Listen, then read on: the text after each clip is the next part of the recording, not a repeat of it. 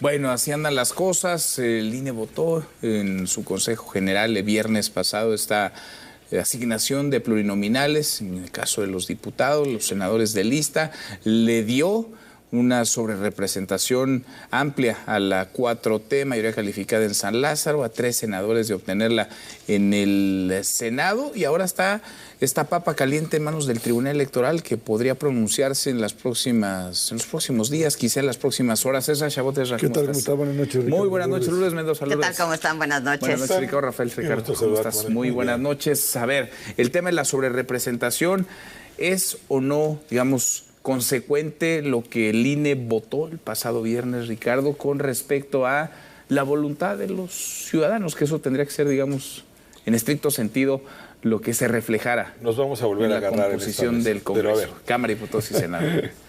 Me parece que no es legítimo. Es decir, si la población votó en un 54% por el oficialismo, Morena y sus aliados, pues más o menos esa tendría que ser la representación.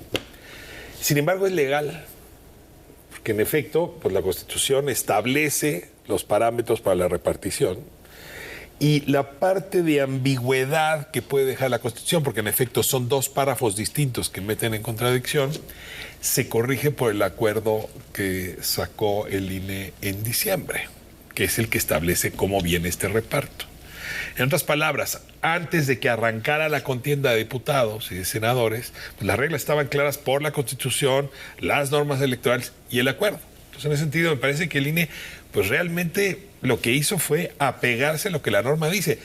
Eso no es justo, ¿eh? Eso, me atrevo a decir, no es legítimo, pero eso es lo que legalmente procedía. ¿Qué habría podido hacer el INE? Pues advertir que el convenio que hicieron, estoy repitiendo un poco con lo que hicimos la semana pasada, pero vamos a hablar al tribunal, advertir que lo que dijo el convenio firmado por Morena y sus aliados, donde se permite la transferencia de votos, que debió haberse impugnado en su momento, puede haber dicho, a ver, eso que se hizo entonces estuvo mal. Y ahí hubiera repartido de otra manera los lugares, que fue un poco lo que hizo la consejera ¿Fue Zavala. mañoso ese convenio? Mañosísimo, pero legal. A ver, el Partido Verde ganó 6 distritos en el país. Iba a ser segunda fuerza en Cámara de Diputados. Así bien, el PT no ganó un solo distrito en el país. Iba a tener más diputados. Por ejemplo. Creo que no dice que nos vamos a pelear, no vamos a pelear esta vez, porque creo que coincidimos todos en que finalmente se trata de un vacío legal que pues va en contra de lo que era el espíritu mismo de la propia ley, en el sentido de decir una sola fuerza. Esa era la demanda de la izquierda y de la transición democrática, etcétera, que una fuerza política sola no pueda mover la Constitución. Los presidentes hasta el momento de la hegemonía priista hacían lo que querían, cambiaban Constitución porque tenían senadores y diputados. A partir de este proceso, digamos, del 97 en adelante, lo que se estableció es que si no había acuerdo de más fuerzas políticas, o sea, de esta mayoría calificada, no se podía cambiar. Y hasta donde yo tengo entendido, la única vez que esto funcionó, porque todo se le atoraba al propio Fox, al propio Calderón, y Peña Nieto fue el que consiguió, con el famoso Pacto por México, modificar la Constitución, porque ahí sí 3 fuerzas, PRI, PAN, PRD, finalmente consiguieron moverla. Toda esta idea de la sobrerepresentación, Manuel, está ligada a una idea muy clara. Es cierto, hay un desfase en que si se pueden trasladar los votos o que si se puede cambiar de candidato de un partido a otro.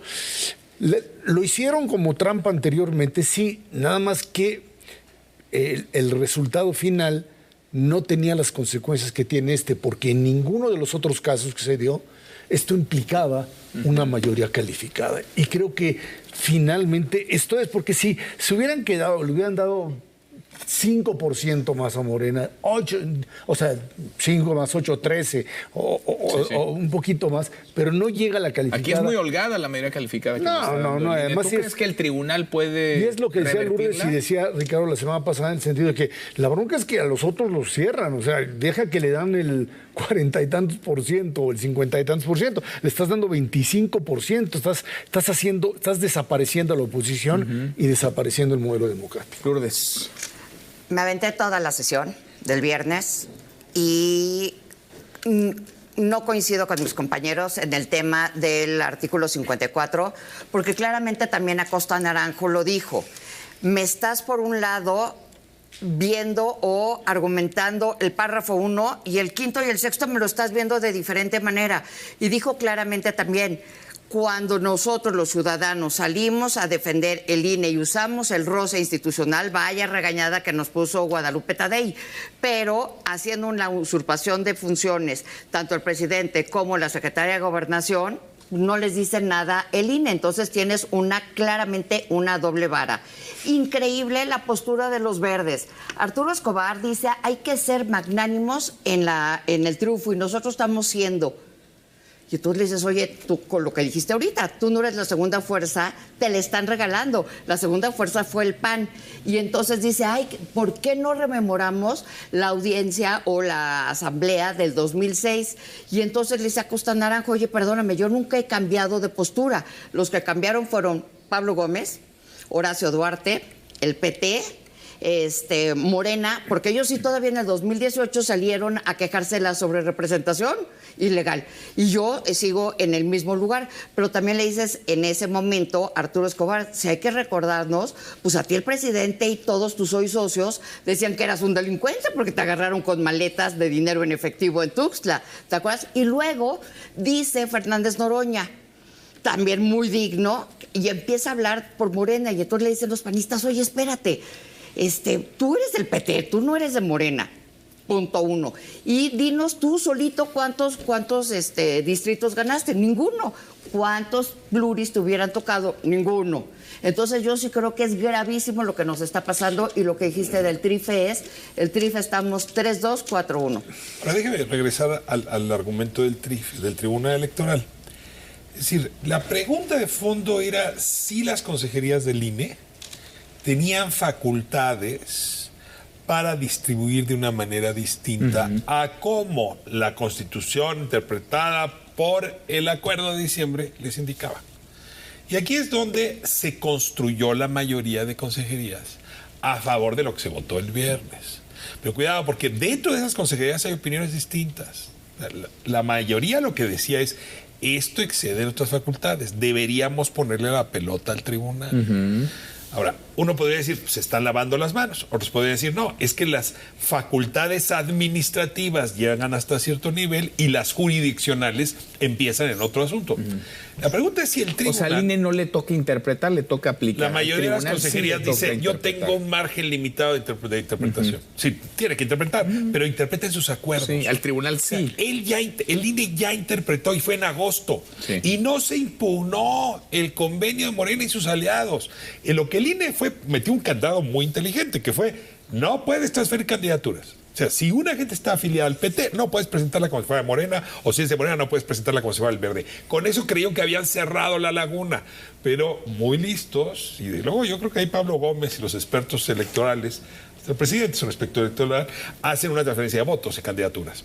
Ahora, ¿qué es lo que tenía que hacer el tribunal? Es decir, a ver, esa transferencia de votos, ¿es o no legal? ¿Habría argumentos para que el tribunal diga no es legal? ¿Tú crees que hay argumentos para decir que no es legal? Jurídicamente, sí, porque el tribunal está facultado para decir ¿eso es ilegal? Sí. No lo está el INE, sí lo está el tribunal. El tribunal sí. Tenemos magistraturas. Andan en el ánimo de con hacer. ganas de ejercer su función. Eso requiere bola de cristal y un diván para psicoanálisis. Porque ese es el problema, que estamos ya ante personales que quién sabe cómo van a actuar. Es una sala superior incompleta, además son 5 de 7. Sí, sin duda alguna. Además, el tema vuelve otra vez a aprender cuando hay una interpretación para coalición y otra para partido político. Y eso es absurdo. Ese es, digamos, ese es el vacío, ese es el error. Es el error. O sea, por un lado, metes una coalición que tiene un acuerdo y Lo pasa lo que tú registraste quieras, como coalición. como coalición, y después Los premias como partido. Dice, no, pues somos partido. Y dijeron, además lo hicieron en el pasado. Yo creo que en el fondo todos estos modelitos de andarse repartiendo, lo haya hecho el PRI, el PAN o el PRD o Morena, son finalmente trampas que van en contra del espíritu democrático de lo que fue, digamos, la reforma electoral. Por una sencilla razón, porque está encaminado prácticamente a terminar con la competencia política, a que un solo bloque gobierne, cambie y haga lo que se le pegue la gana. Y no va a haber fuerza que lo pueda controlar. Y yo creo que en ese sentido... No, y llegados al poder así, con tal cantidad de control, pues ya pueden escribir eso en la Constitución si quieren, ¿no? Lo que quieran. Y no lo importa. que quieran, cualquier ¿Cuál es el problema? Que quizá en las épocas de Echeverría, López Portillo lo podían hacer. Hoy tienes enfrente a todo un poder y conexiones internacionales que te están diciendo... Pero ¿cuál es el riesgo de esto? Porque, a ver, están hablando de asuntos jurídicos, legales. El riesgo de esto, el riesgo de que esto camine, el riesgo de que Morena tenga con sus aliados una mayoría construida de manera artificial, una mayoría calificada en el Congreso y esté a 3 escaños de hacerse de la mayoría calificada, la mayoría constitucional del Senado. ¿Cuál es el riesgo para el país? Cuando los priistas la tenían, el riesgo era que el presidente enloqueciera y hiciera cualquier cosa. Y eventualmente lo controlaban. En este momento, echar a andar una reforma judicial, como la que están planteando, cambiar la Constitución y luego cambiar incluso el tema electoral y elementos que están contradictorios con el Tratado de Libre Comercio o el TEMEC, sería francamente un suicidio para el país. El riesgo es que van a cambiar la Constitución a su gusto. El presidente dijo que estamos en la 4ª transformación. Las 3 transformaciones anteriores habían venido acompañadas de un cambio de Constitución. Nada más que aquí, pues ya no importa la Constitución, es, si estamos, cámbiala. O sea, ya estamos en manos de ellos. Y ojo, si pasa la reforma judicial, vas a cambiar todo. Desapareces pluris, tienes un nuevo INE, que en lugar de tener 11 va a tener 7 y que ellos van a proponer quiénes van a ser. Organismos autónomos también. Exacto. Yo sí tendría una diferencia ya en el concepto. Esto no es una reforma constitucional. Esto es, como está sugiriendo, una nueva constitución. A ver, esto es una nueva constitución. Perdón, tocas Poder Judicial, lo desmantelas y lo transformas. Tocas con no reelección y con la eventual desaparición de representación proporcional de manera muy seria al poder legislativo. Desaparecen los controles de los órganos autónomos. O sea, si estás metes a la Guardia Nacional Civil a la militarización. A ver, ese conjunto, perdón, pero es una cirugía mayor, mucho más grande que el Pacto por México. Una nueva constitución. A ver, si tuviera un titular que ofrecer es: México está votando en septiembre del 2024, a 200 años de su primera constitución, su constitución para el siglo XXI. Ahora, ¿cuál es el riesgo? Eso. Con el 54% de los votos. A ver, a nosotros nos convocaron a elegir para diputados y senadores. Hubo otras votaciones, pero esa fue la convocatoria. A mí nadie me dijo cuando entré a la urna que estaba votando por un nuevo constituyente. Nadie me invitó a votar por un nuevo constituyente. Pero además, peor, un nuevo constituyente hubiera requerido construcción de mayorías muy importantes. No, aquí solo con el 54%, 4 puntos por arriba de la mitad, vamos a tener una nueva constitución. ¿Qué significa? ¿Sabes cuál es el riesgo? No va a tener legitimidad la nueva constitución. ¿Qué significa que una nueva constitución sea escrita? Yo diría por una fuerza política, pero en realidad es por un solo hombre. ¿Qué significa, para la democracia? ¿Qué significa para el futuro de un país? Creo que significa un nuevo régimen. No es una nueva constitución solamente. Lo dijo Ricardo Monreal muy bien el domingo. Un régimen. ¿Con qué características? Con características de una centralización política total que va a entrar en colisión entre la presidenta y el expresidente. Aniquilar la pluralidad. ¿Autoritario? Y básicamente cerrar los caminos. Insisto, el riesgo mayor para la nueva presidenta, que supuestamente sería tener el poder en sus manos y puede hacer porque le van a entregar, es que esto le puede estallar en septiembre. Por eso esta idea de decir, oye, a ver, ¿qué dejamos para la reforma electoral? La dejamos para después. Y el tema económico, el pelearse con los norteamericanos es el asunto de la iniciativa de reforma del Poder Judicial, pero si tienes la mayoría calificada, puedes Manuel. desmantelar todos Sí, los claro que sí. artículos de la Nada Constitución más que y reescribirlos. cuando todos los factores reales de poder, que no eres tú solamente, y ese mundo global está metiéndose en el país, estás en proceso de un choque de trenes donde tú eres la parte más débil de todos. ¿Tú crees? Estamos entre 1961 y el 2027. ¿Por qué el 2027? Porque sería la siguiente elección intermedia que tendríamos. En 1961, en este país existían nada más 178 distritos. En esos 178 distritos, el PAN nada más accedía a 5. 173 eran del PRI. Pero la democratización del país no nada más surgió de las calles, salió también del PRI y de que ellos empezaron también a caminar con nosotros y al final llegamos a un año 2000.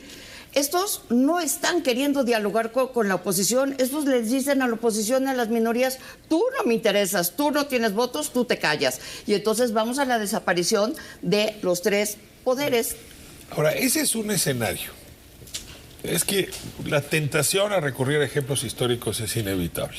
Calles. Ya pusiste 61, yo pondría 82. Septiembre de 1982. José López Portillo tenía un nivel de popularidad, no había encuestas entonces, pero era impresionante. Se le amaba por todo lo alto y por todo lo bajo. En esa locura, en esa arrogancia, empezó a proponer entre la población que había que nacionalizar la banca. Y tenía mayoría, no solamente legislativa, entre la población. Banqueros traidores. Pudo hacer su capricho y se llevó al país. En pocos meses lo hizo pedazos. Pero su popularidad acabó enterrándolo. El cambio de opinión sobre José López Portillo cambió exactamente en 3 meses. Y el siguiente presidente fue Miguel de la Madrid, por cierto, con características tecnocráticas o técnicas parecidas a las de Sheinbaum, se la pasó todo el sexenio sacando al buey de la barraca que le dejaron en 82. ¿Cuál es el riesgo? Repetimos 82. El presidente está arrastrando hacia allá, Claudia Sheinbaum. Puede arrastrar hacia allá en al ese país. momento José Andrés de Oteiza le dijo, señor presidente, no baje el precio del petróleo, porque estaba bajando. Y le dijo el presidente, ¿pero cómo? Y le dijo, sí, y si no, nosotros somos los que vendemos. Y quien no nos compre ahorita no le volvemos a vender. Y entonces empezamos a sufrir las consecuencias y nacionaliza la banca. A ver, el día de hoy Héctor de Mauleón saca un artículo en Universal. Dice que Claudia Sheinbaum tiene 2 opciones. O ser la Lázaro Cárdenas de la jugada o ser específicamente Pascual Ortiz Rubio, Emilio Portes Gil o Abelardo Rodríguez. O sea, aquella que siga en la misma línea que el presidente o romper y dentro del propio proyecto tratar de reconstruir. Sí, pero seamos claros. Claudia Sheinbaum no puede romper con López Obrador sino hasta el 1 de octubre. Pues no, eso ¿Y quién sabe si después del Lázaro 1 de Cárdenas octubre? igual. Hago la pregunta. ¿Cuándo podría romper? El primer, no. 1 de octubre. De acuerdo. Es todo lo que estamos Hasta diciendo ahora no veremos ocurre señales en de septiembre. fractura. de la Todo opinión. ocurre en septiembre. A partir del 1 de octubre yo creo que ella va a tener control. Vean el gabinete que tiene suyo. Pero el problema es de aquí No, al está domingo. bastante infiltrado. Vamos a ver. Ezra, gracias, Lourdes, Al gracias, contrario, buenas Ricardo. noches. Hasta mañana, pues.